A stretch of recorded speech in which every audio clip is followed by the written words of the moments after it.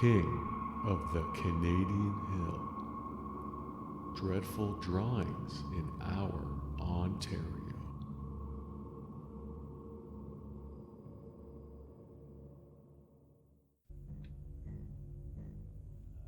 Thomas was extremely proud of himself this year, because this year not only would he remember his son's, Tommy Jr.'s birthday, but he would be around the whole weekend to partake in the festivities of his child's 10th birthday party.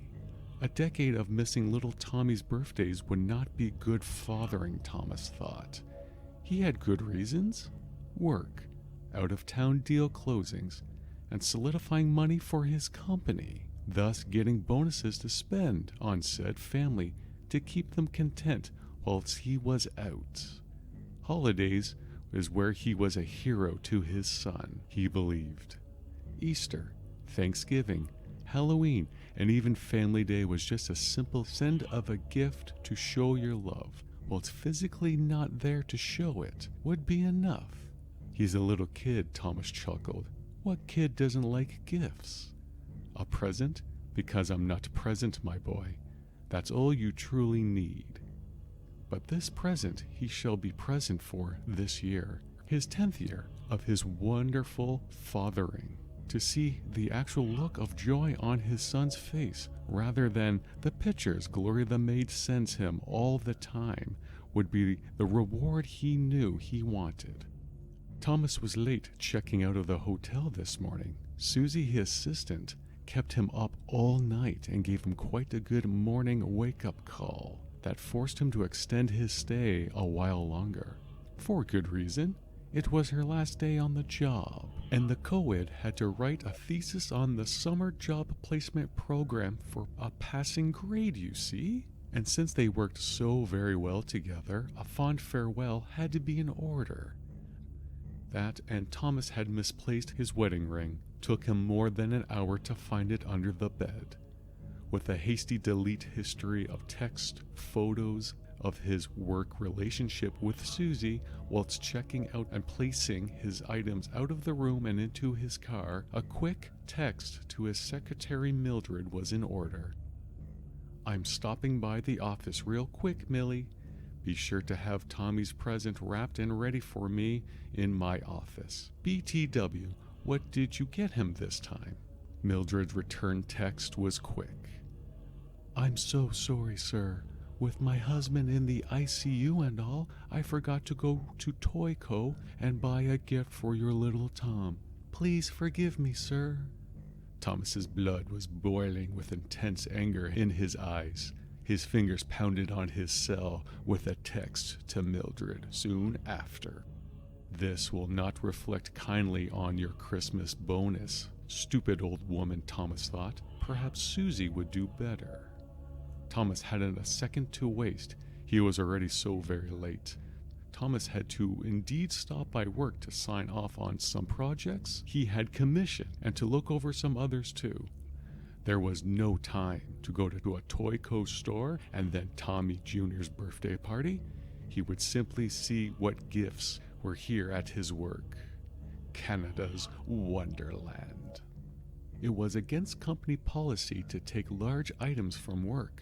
Little Tommy is getting a large gift for his 10th birthday, and Thomas loved his job, his company, but he loved to see the excitement of what dear old dad can gift little Tommy more this day. Thomas couldn't simply just take something out of plain sight, you see. Seen every day, that will be accounted for at every end of the day items retail check versus sale. No, Thomas would head on down to the basement warehouse deep within the mountain that is at the front of Canada's Wonderland, the staple. Discarded old attractions are down there. Why not toys, Thomas imagined. Toy and items that are long, long forgotten. It was in the very back corner of Area 47C is where Thomas found it.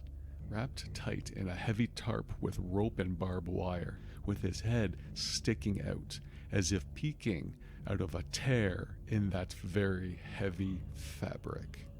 It was Frankie the Fanfare Bear, an old 80s animatronic music robot that only lasted a day or so before tragedy struck. A teenage snack bar worker replaced his kid-friendly songs and speech with the opposite of that. For reasons unknown to this day, no one could reprogram Frankie back to normal original programming. Thomas laughed out loud at the sight of Frankie and thought out loud, "They never did catch me, did they, eh, Frankie?" and pushed the large animatronic Fanfare Bear on the ground with a loud bang, so loud that Thomas heard the footsteps from people above, yelling, "Where was that?" and "The basement, let's go down." Thomas was shocked at his own strength, but quickly saw that the robot falling over revealed some old, boxed, but in pristine condition, Frankie the Fanfare Bear dolls, batteries not included. Thinking he would have to make do with this as his gift for his boy this day, Christmas was just around the corner, he thought. I'll be home that day. Unless Susie wants to plan a secret Santa, of course. Thomas smirked. He got home just in time to see the last of the party guests leave. Oh well, he thought to himself, always next year, and to witness his beloved wife mutter something drunkenly, then pass out on the couch. "Nothing new with you, my dear wife?" he said whilst looking for his son. The search was short, really. Thomas found his young Tommy Jr. where he had last left him a few weeks ago, in his room, playing video games on his computer. Nasty habit, Thomas thought, but at least the boy is happy. "Happy 10th birthday, my son," Thomas announced. "I have my gift for you. Come take a look." Tommy Jr. paused his game and half-heartedly turned his head to look at the unwrapped boxed present, then unpaused the game and softly groaned, "I'm 15 and too old for dolls, but thanks, Pops. You can leave it in the corner." After a quick info check with Gloria the maid, Tommy Jr.'s biological mother, it turns out that Thomas had indeed been a father for 15 years. Quite the marvelous feat, he proclaimed to Gloria, and the maid simply shrugged and went back to her work around the house. After an uneventful late afternoon and night of catching his wife and maid snooping around his cell phone, Thomas retired to bed to get a good night's sleep in before his trip to Europe tomorrow.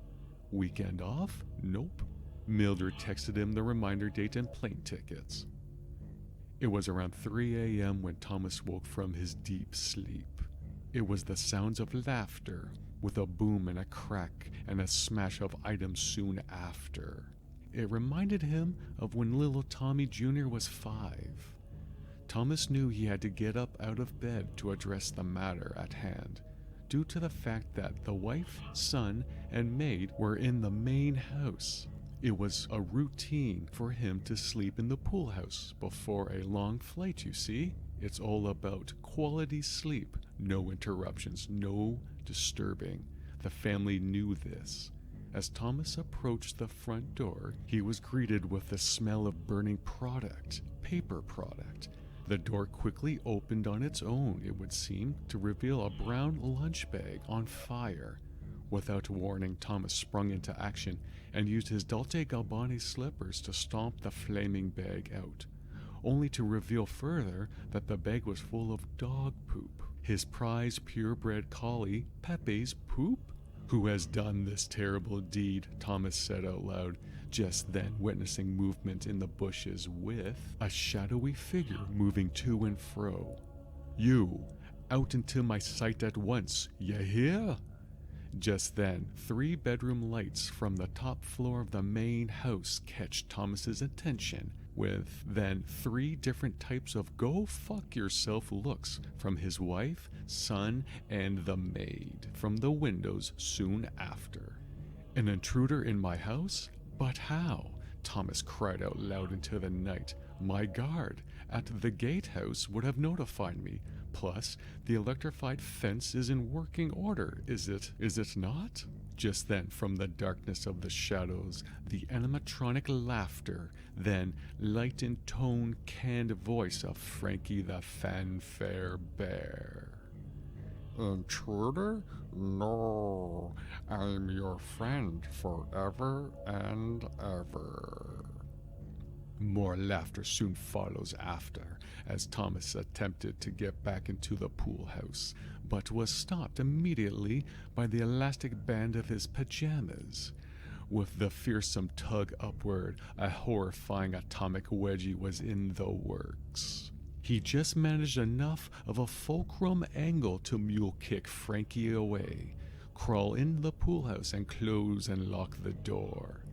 To assess the danger of the situation, plus take a peek at the damage done to his rectum, Thomas went to the bathroom and closed the door quickly and quietly. He then went to the open window facing the main house and called out to his boy, "Tommy Jr., run!